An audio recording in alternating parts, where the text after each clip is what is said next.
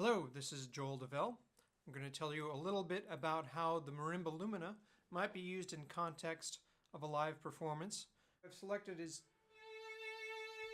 these two sounds here. Now, Marimba Lumina and many conventional keyboards play on particular MIDI channels, and that's what I've done. I'm playing on this MIDI channel. But what I've got here is, if you notice, I'm using the Marimba Lumina's feature of bar location to actually swell in the sound. If I open this up,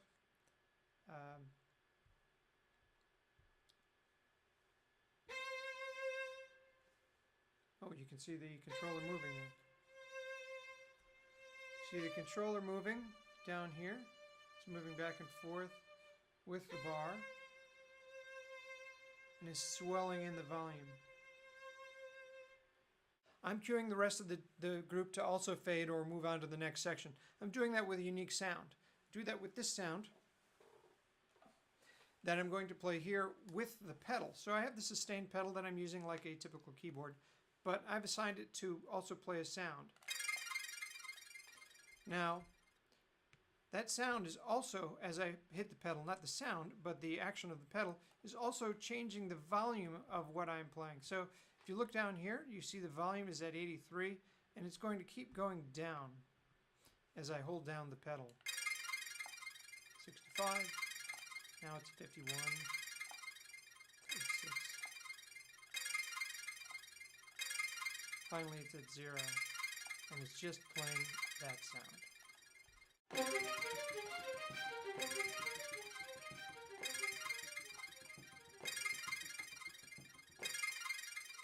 We move on to a new section. This section is guitars, and I'm going to take the place of two guitars. How am I going to do that? Well, first, play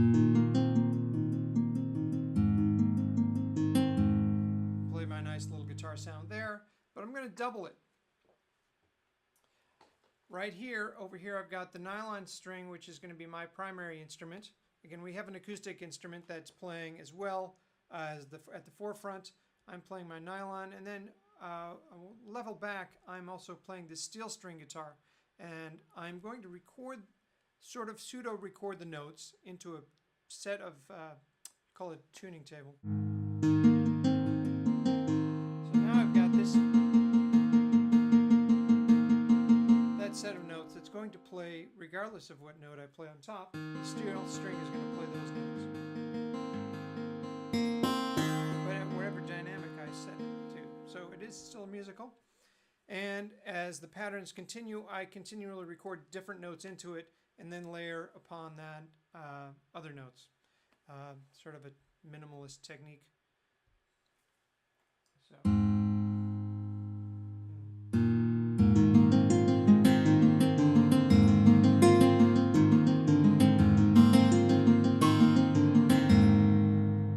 Very nice and fun to play with. Then we move on to a new section.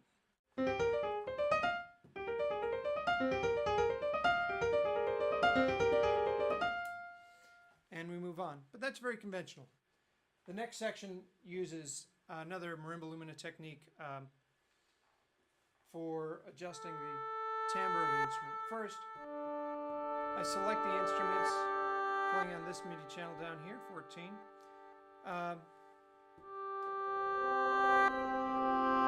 I'm letting the sound of the envelope do its own thing. So it's creating its own little envelope. Very nice. However, some sounds need a little bit more control over. If I use this sound, I can actually change the effect of its timbre as I move up and down the bar.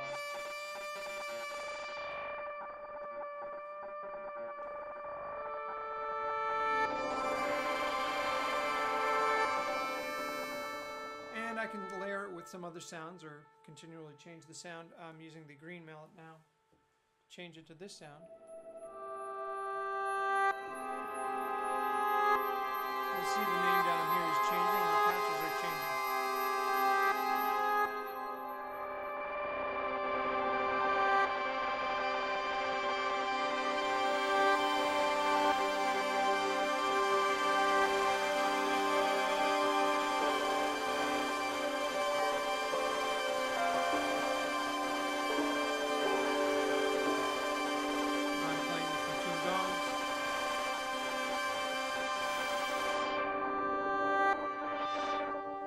So I move on to that section, doing some drumming.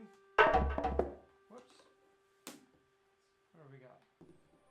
Got that. Oh yeah.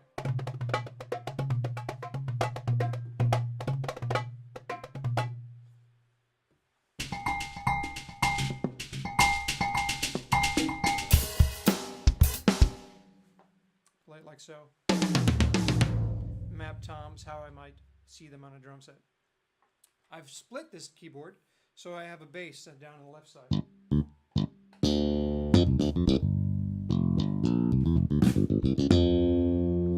Right? So this bass is actually going to start the piece. Starts with a little bass solo.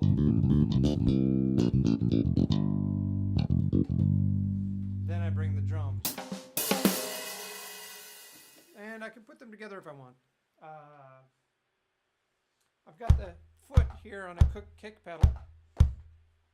I can put the two pedals together, sustain and kick.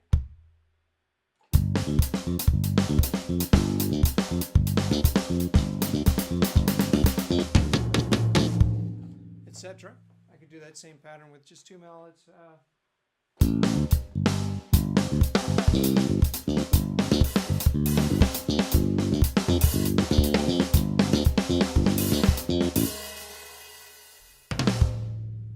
There you go. Ways to use the Lumina to do various things, play on different channels, and get through a piece. Thank you.